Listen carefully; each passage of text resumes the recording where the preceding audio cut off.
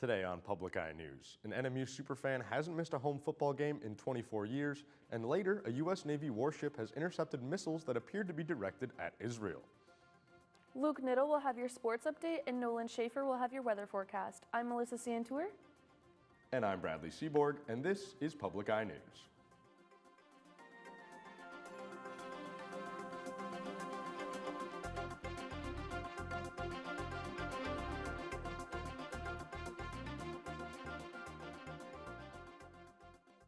James Renner, a Michigan Republican who was accused of participating in a fake elector plot, has had all charges dropped.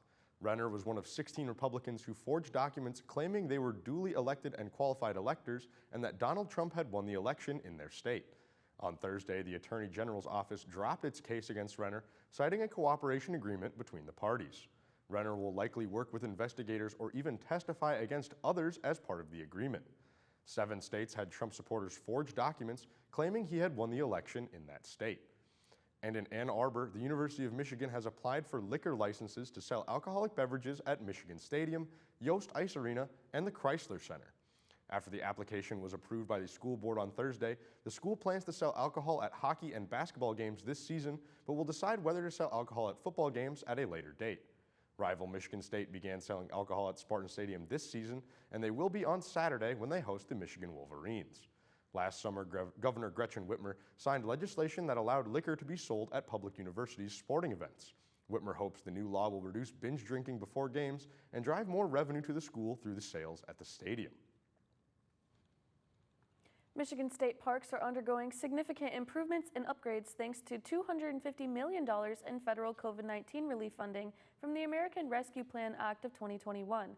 These improvements include repairing and maintaining park amenities, building a new state park in Flint, Genesee County, and upgrading infrastructure like traffic lanes, trails, shower buildings, water, electrical systems, and sanitation facilities. The goal is to enhance visitor experiences and support the state's tourism and recreation small businesses. Michigan state parks, which are among the most visited outdoor destinations in the country, are vital to the state's economy and environment. The progress of these projects can be tracked at michigan.gov/stateparksprogress. Kathy Andel of Marquette is a dedicated NMU sports fan, attending every single home football game for 24 years straight and regularly supporting other Wildcat athletic events. Despite health challenges requiring her to now use a walker and oxygen, she remains solid to her attendance at games. Often seen in her front row seat on the 50-yard line, she's affectionately known as Mama Hans or Grandma by the players and is there to support her son, Hans, who serves as the equipment supervisor for all NMU varsity sports except hockey. Kathy's loyalty was recognized when she was named the 2020 Lindsey Griffith and Todd Sticks Hans Fan of the Year by NMU Athletics. Kathy's support goes beyond the bleachers as well.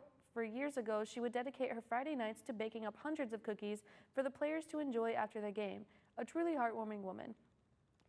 Various officials appointed by Wisconsin Governor Tony Evers have been fired due to a vote held by the Senate. Many are wondering what the larger effect this will have on the Wisconsin government.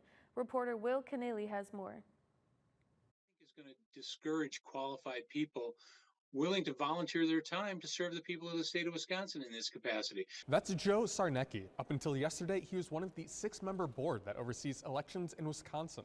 The only objection that was voiced at the public hearing or on the floor of the Senate yesterday was my abstaining on the vote to reappoint Megan Wolf.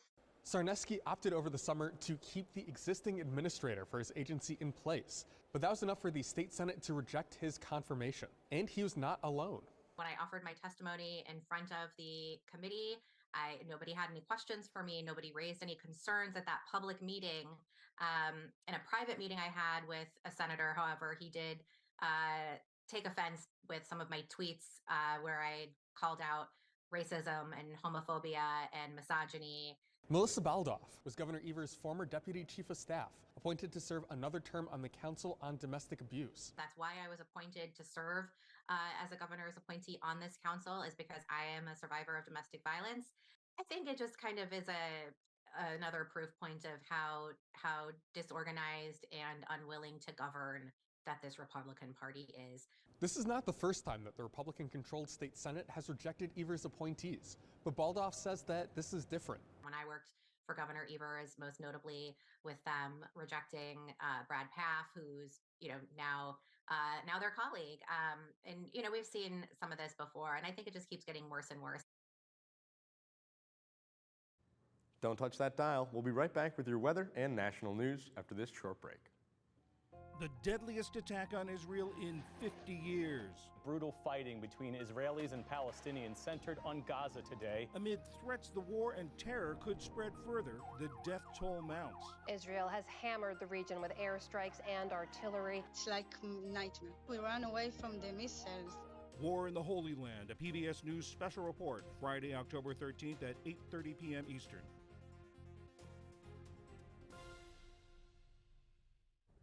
Hi, welcome back to Public Eye News. I'm Nolan Schaefer with your weather today. First, we'll be taking a look at our school's sky cam. And as you see, we have some partly cloudy skies and we have a lot of wind today. Looking at the current temperatures across the UP, we have 48 degrees and partly cloudy in Houghton. We have 50 degrees and also partly cloudy in Ironwood. In Iron Mountain, we have 51 and sunny. In Menominee, we have 54 and sunny, and then in Escanaba, we have 52 and partly cloudy. And then in Manistee, we have 49 and cloudy. Sault Ste. Marie is 48, and we have some showers. Marquette has a temperature of 47, and it is partly cloudy. And looking at the current conditions, we have winds out of the north-northwest at 19 miles per hour, and our barometric pressure is 29.72 inches and rising. And looking for the temperatures tonight, it will be partly cloudy, a low of 44, and then winds out of the north-northwest at 12 miles per hour.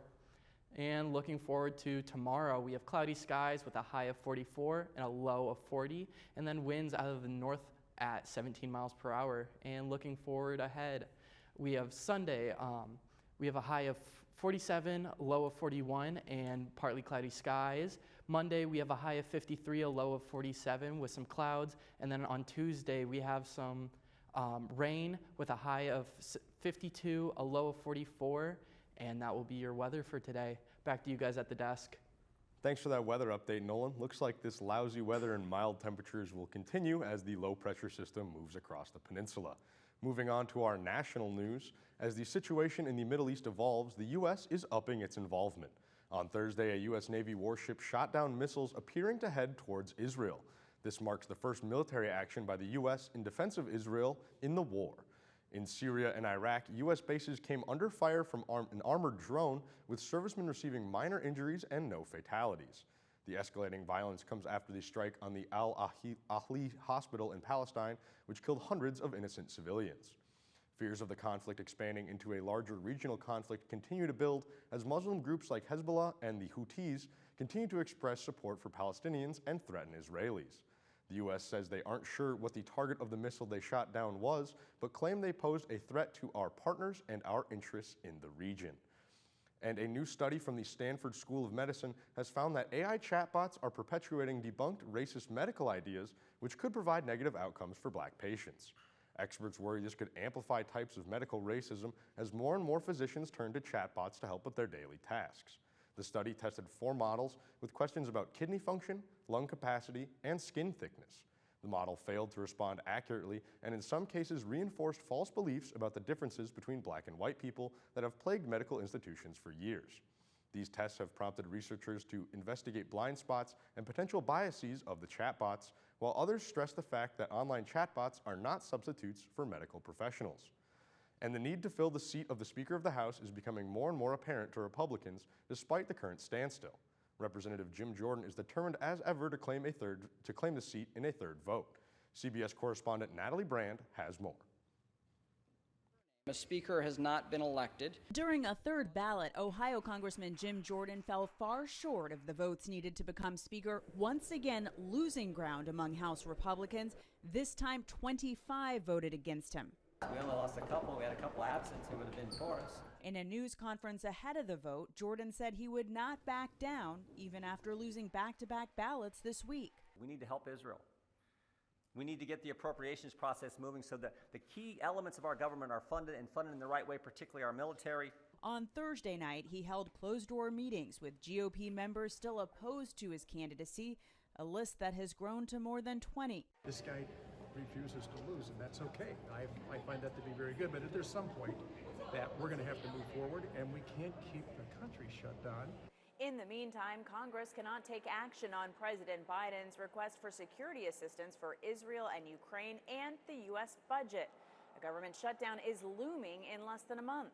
We recognize that Jim Jordan is a clear and present danger to the American people, and we are going to be here for as long as it takes to end this national nightmare. House Minority Leader Hakeem Jeffries urged Republicans to find a bipartisan path forward.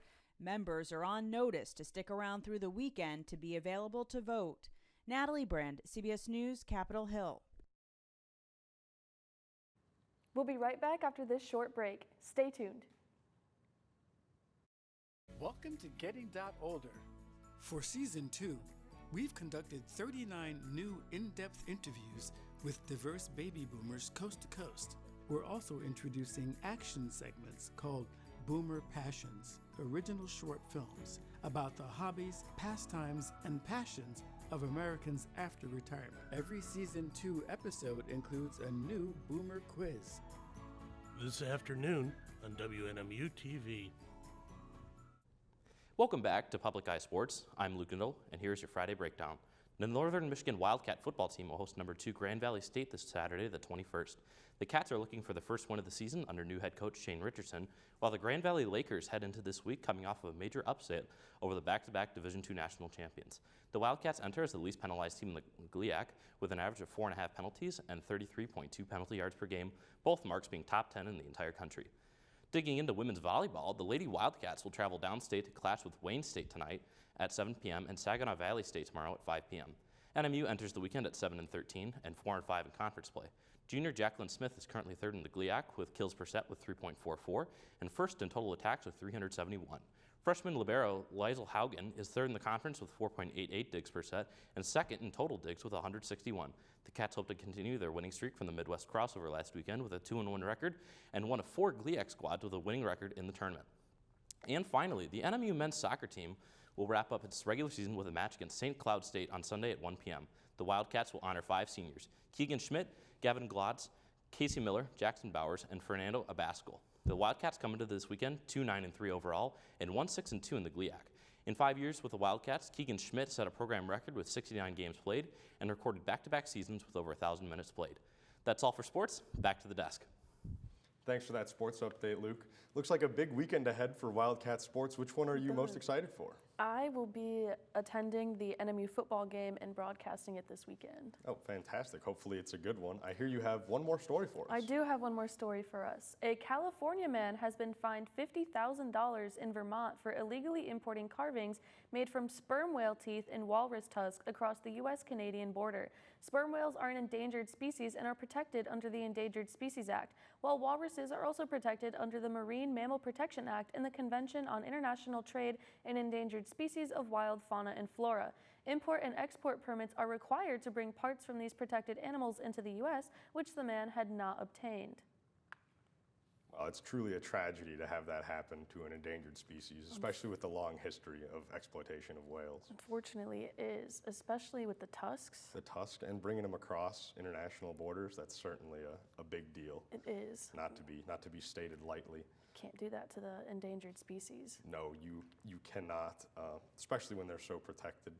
We have a lot of issues with transporting stuff back and forth. Like, I know you're not supposed to move firewood from one peninsula to the other to help invasive species. Anyway, that's all the time we have for you today on Public Eye News. I'm Brad Seaboard. And I'm Melissa Santour. And we will see you next week.